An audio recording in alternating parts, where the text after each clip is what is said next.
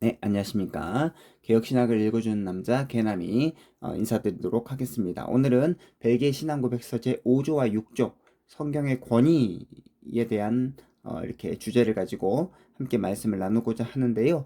오늘은 데살로니가전서 1장 6절 그리고 2장 13절 말씀을 중심으로 성경의 권위에 대해서 이렇게 함께 나누고자 합니다. 데살로니가의 위치는 대개 이렇습니다. 1차 전도 여행 때 바울과 바울 일행이 1차 전도 여행을 마치고 드로아, 지금 데살로니가를 제가 빨간색으로 이렇게 표시를 해놨는데 그 오른편에 보시면 드로아가 있습니다. 그 드로아에서 배를 타고 마게도냐 지방의 첫 성인 빌립보에 당도합니다. 자, 어떻게 해서 이쪽으로 가게 됐느냐? 바로 마게도냐 사람이 건너와서 우리를 좀 도와주십시오 라고 하는 환상이 바울에게 보이기 시작합니다. 그래서 바울은 그것을 하나님의 뜻으로 생각하고 배를 타고 건너와서 빌립보에 도달하게 되죠. 그리고 그 빌립보에서 자색 옷감 장사 자색 옷감 장수 루디아를 만나서 루디아의 마음을 열어서 하나님께서 바울의 말을 듣게 하시고 그것을 통해서 루디아의 집에서 모임으로 말미암아 빌립보 교회가 시작됐다라고 할 수 있죠. 자, 아무튼 빌립보에서 사역을 하다가 엄청나게 힘든 시련과 역경을 당하게 됩니다. 바로 빌립보 감옥에 갇히게 됩니다. 바울과 실라가 빌립보 감옥에 갇히게 되는데 하나님께서 기적적으로 지진을 통해서 이 옥문을 열어주셨죠. 기도하고 찬송할 때 바울과 실라가 기도하고 찬송할 때 옥문을 열어주셨습니다. 그리고 나서 갔던 도시가 바로 데살로니가입니다. 자, 데살로니가 교회는요, 바울이 제2차 전도 여행 중에 세운 교회입니다. 바울의 일행은 아시아의 드로아에서 마게도냐 사람이 건너와서 자신들을 도와줄 것을 이렇게 환상으로 통해서 보게 되죠. 그리고 그 환상을 하나님께서 자기들을 부르시는 것으로 알고 그 바다를 건너서 네아폴리에 도착한 후에 빌립보에 이르게 됩니다. 자, 빌립보에서 바울의 설교를 듣고 은혜를 받은 자색 옷감 장사를 하는 루디아가 회심을 하게 되고 그 루디아의 집을 통해서 빌립보 교회가 시작되죠. 바울은 빌립보에서 복음을 전하다가 그런데 감옥에 갇히게 됩니다. 바울과 실라 아까 말씀드렸죠. 아, 이때 바울과 실라가 감옥 안에서 기도하고 찬송하니까 하나님께서 지진을 통해서 옥문을 열어주셨습니다. 하나님의 도우심으로 빌립보 지역을 떠나서 몇 곳을 거친 후에 도착한 곳이 바로 데살로니가입니다. 자, 데살로니가 교회가 어떻게 세워졌고 그곳이 어떻게 전도되었는지는 사도행전 17장을 통해서 우리가 살펴볼 수 있는데요. 사도행전 17장 1절 그들이 암비볼리와 아볼로니아로 다녀가 데살로니가에 이르니 거기 유대인의 회당이 있는지라. 데살로니가에 이르렀는데 유대인의 회당이 있었습니다. 그리고 그 회당에서 3주 동안 성경을 강론하자 사람들이 모였고 비로소 교회가 시작되게 되죠.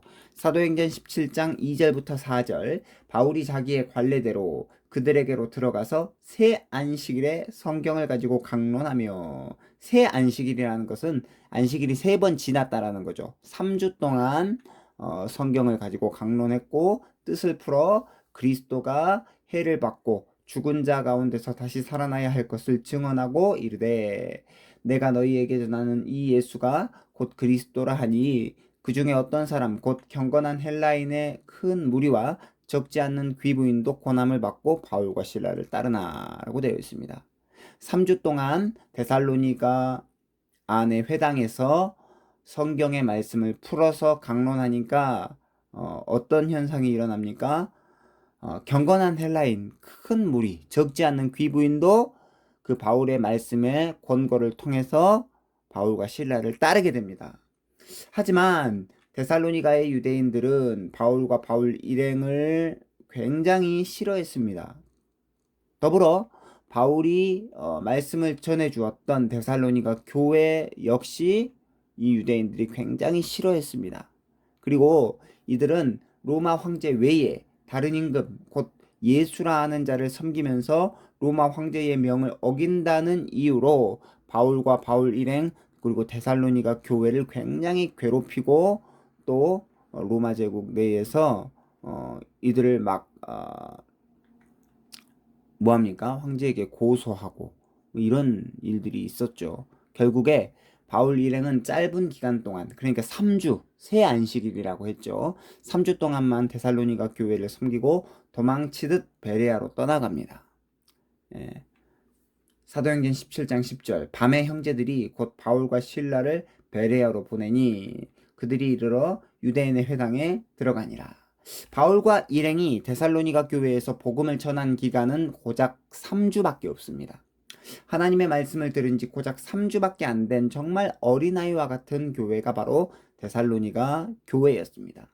또한 바울 일행을 핍박했던 유대주의자들의 핍박까지 이 데살로니가 교회는 견뎌야 했습니다. 바울과 실라, 자기들을 가르쳤던, 자기들에게 말씀을 전해주었던 사역자들을 떠나보내고 고작 3주밖에 말씀을 듣지 않았음에도 불구하고 지도자들을 다 떠나보내고 유대인들의 핍박까지 견뎌야 했던 데살로니가 교회의 형편이 얼마나 어려웠습니까? 그럼에도 불구하고 그 어려운 중에서도 바울과 실라가 하나님의 말씀을 증거할 때 이 말씀을 사람의 말로 받지 아니하고 하나님의 말씀으로 받게 되는 놀라운 역사가 일어납니다. 그래서 데살로니가전서 2장 13절, 너무나도 유명한 말씀이죠.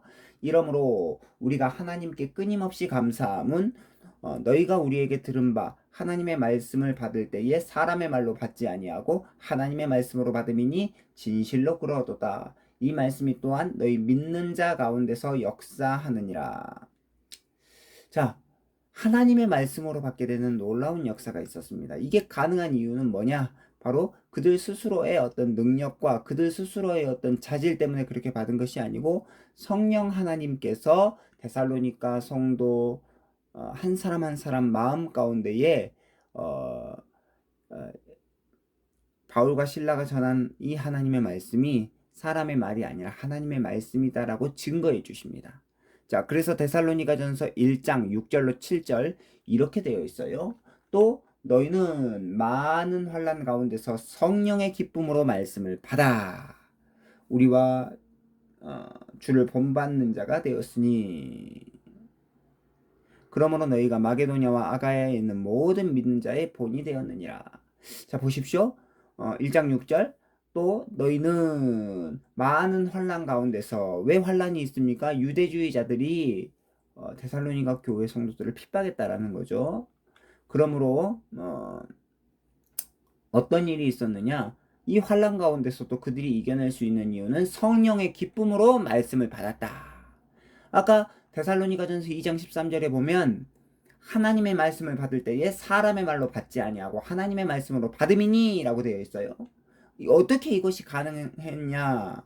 바로 1장 6절 환난 가운데서 성령의 기쁨으로 말씀을 받았다라는 것이죠. 우리가 하나님의 말씀으로 이 성경을 받을 수 있는 이유, 성경이 하나님의 말씀이다라는 것을 우리가 확신함으로 받을 수 있는 이유는 뭐냐? 우리 스스로의 능력과 자질 때문이 아니고 성령 하나님의 내주, 성령 하나님께서 이 성경이 하나님의 말씀이다라는 것을 증거해 주십니다. 왜? 성령께서는 진리의 영이시기 때문에 진리 가운데로 우리를 인도하십니다. 그래서 성령의 기쁨으로 말씀을 받았고 성령의 기쁨으로 말씀을 받았기 때문에 우리가 이 말씀을 하나님의 말씀이다, 이 성경이 사람의 말이 아닌 하나님의 말씀이다라고 확신할 수 있다라는 거죠.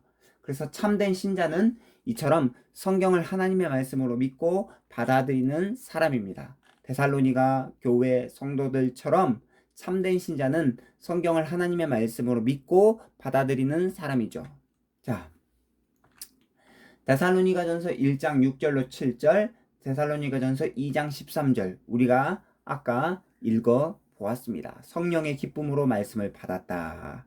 그리고 너희가 우리에게 들은 바 하나님의 말씀을 받을 때에 사람의 말로 받지 아니하고 하나님의 말씀으로 받았다. 그 이유는 바로 우리 안에 있는 성령께서, 신자 안에 있는 성령께서 그 말씀을 받을 수 있도록, 또 그 말씀이 정말로 하나님의 말씀이다라고 하는 것을 증거해 주십니다. 자, 성경이 하나님의 말씀인 이유는 우리 마음속에 계시는 성령님께서 그것을 증거해 주시기 때문입니다. 성경이 진짜 하나님의 말씀이다라고 하는 것을 성령 하나님께서 직접 증거해 주세요. 우리 안에서 증거해 주세요. 그래서 이것을 가리켜서 성령의 내적 증거라고 합니다. 벨기에 신앙 고백서 제5조는 이렇게 고백합니다. 우리는 이 모든 책들, 성경을 말합니다. 그리고 오직 이 책들만을 우리의 믿음을 구성하고 기초하고 확증하는 거룩한 정경으로 받아들입니다. 우리는 이 책들에 포함된 모든 것들에 대하여 어떠한 의심 없이 믿습니다. 교회가 받아들이고 승인했기 때문이 아니라 특별히 성령께서 우리의 마음속에서 그 책들이 하나님께로부터 온 것임을 증거하고 있기 때문이며 그 안에 담겨진 내용들이 그 자체로 증거를 포함하고 있기 때문입니다. 그렇게 심지어 눈먼 자라 할지라도 그 책들 안에 애언된 모든 것들이 성취되고 있음을 알 수 있습니다. 어떻게 되어 있냐면 첫 줄에 우리는 이 모든 책들, 성경이 그리고 오직 이 책들만을, 오직 성경만을 우리의 믿음을 구성하고 기초하고 확정하는 거룩한 정경으로 받아들인대요. 그러니까 우리가 이 성경이 하나님의 말씀이다라고 하는 것은 어떤 인간의 권위, 그러니까 인간의 어떤 권위자가 그렇게 했다라고 해서 그렇게 하는 것이 아니고 교회가 그것을 승인했기 때문에도 아니고 우리가 믿음으로 그 성경이 하나님의 말씀이다라는 것을 받아들이는 거예요. 어떤 권위 있는 사람이나 단체가 승인했기 때문에 성경이 하나님의 말씀이 아니고 믿음을 통해서 성령 하나님의 그 역사를 통해서 바로 성경을 하나님의 말씀으로 받아들인 것입니다. 성경이 하나님의 말씀인 이유는 성령님께서 이 책들이 하나님으로부터 왔음을 증거해 주시기 때문입니다. 교회가 승인했기 때문이 아니고 믿음을 통해서 받아들인 거예요. 성경을. 성령님께서 성경을 하나님의 말씀으로 증거해 주시죠. 이것은 우리가 예수님을 구주로 고백하는 것과도 같은 이치입니다. 우리의 고백 역시 우리 안에 성령님께서 역사하십니다. 자, 고린도전서 12장 3절. 그러므로 내가 너희에게 알리노니 하나님의 영으로 말하는 자는 누구든지 예수를 저주할 자라 말하지 아니하고 또 성령으로 아니하고는 누구든지 예수를 주시라 할 수 없느니라. 그렇다면 성령님이 왜 성경이 하나님의 말씀이라 증거하시는 것일까? 성령님이 하나님의 말씀이다라고 왜 증거하시느냐라는 거죠. 바울이 디모데에게 말한 것처럼 그 이유는 뭐냐? 모든 성경은 하나님의 감동, 하나님의 성령의 감동, 하나님께서 숨을 내쉬는 그 생명이 하나님의 영이 바로 그 성경을 감동했기 때문입니다. 그러니까 성경은 사람의 어떤 처세술이나 사람의 어떤 에세이집이 아니고 하나님의 생명의 말씀이다라는 거죠. 성령의 감동을 통한 하나님의 생명의 말씀이 바로 성경이고, 그렇기 때문에 성경을 우리의 행위와 우리의 신앙에 있어서 유일한 준칙, 유일한 규범으로 삼을 수 있는 것입니다. 데살로니가 교회 성도들처럼 설교를 들을 때 그 말씀을 사람의 말이 아닌 하나님의 말씀으로 받을 수 있는 이유, 그들 스스로의 능력 때문이 아니고요. 성령 하나님께서 그들 안에 내주하셔서 증거하시고 역사하시기 때문입니다. 이것이 데살로니가 교회 성도들이 환난 가운데서도 성령의 기쁨으로 말씀을 받을 수 있었던 이유입니다. 성경은 하나님의 말씀입니다. 분명하죠. 그것은 어떤 권위 있는 사람이나 단체가 성경을 하나님의 말씀이다라고 승인했기 때문이 아니라 성령 하나님께서 성경이 하나님의 말씀임을 증거하시기 때문입니다. 그러니까 이 로마 카톨릭 교회가 잘못한 게 뭐냐? 오직 성경의 권위만을 인정하지 아니하고 성경의 권위보다 교회의 전통, 교회의 권위를 함께 인정합니다. 그러니까 외경이죠. 외경. 지난주에 우리가 살펴보았죠. 이 외경. 구약 성경에 구약 39권 외에 다른 외경들을 이렇게 첨가해가지고 그것을 제2정경으로 믿습니다. 이게 이제 문제다라는 거죠. 성경 66권으로 계시가 종결됐다라고 하지 않고 성경 66권 외에 다른 외경들을 제2 정경으로 받아들이고 또 이 로마 카톨릭의 교황의 어떤 말을 그 교회 전통으로 성경의 권위와 같은 기준으로 이렇게 삼아가지고 이렇게 또 믿는 그런 어리석은 자들입니다. 그래서 우리는 그러한 것들을 굉장히 조심해야 되겠죠. 배척해야 됩니다. 오직 우리의 신앙과 행위의 유일한 준칙, 규범, 바로 66권 성경입니다. 또 성령 하나님께서 신자 안에서 성경이 참으로 하나님의 말씀임을 믿게 하십니다. 믿게 하세요. 자, 그래서 2장 13절 데살로니가전서 2장 13절 너희가 우리에게 들은 바 하나님의 말씀을 받을 때 사람의 말로 받지 아니하고 하나님의 말씀으로 받음이니 진실로 그러하도다. 이 말씀이 또한 너희 믿는 자 가운데서 역사하느니라. 자, 성령 하나님께서 신자 안에서 성경이 참으로 하나님의 말씀임을 믿게 하십니다. 믿는 자 안에서 역사하느니라. 자, 오늘 그래서 이렇게 말씀을 정리하도록 하겠습니다. 오늘 크게 두 가지입니다. 첫 번째, 벨기에 신앙고백서 제5조와 6조, 특별히 5조를 중심으로 우리가 오늘 살펴보았는데, 첫 번째입니다. 성경이 하나님의 말씀인 이유는 권위 있는 사람이나 어떤 단체가 승인했기 때문이 아니라 성령 하나님께서 성경이 하나님의 말씀임을 증거하고 계시기 때문입니다. 이것을 가리켜서 성령의 내적 증거라고 하죠.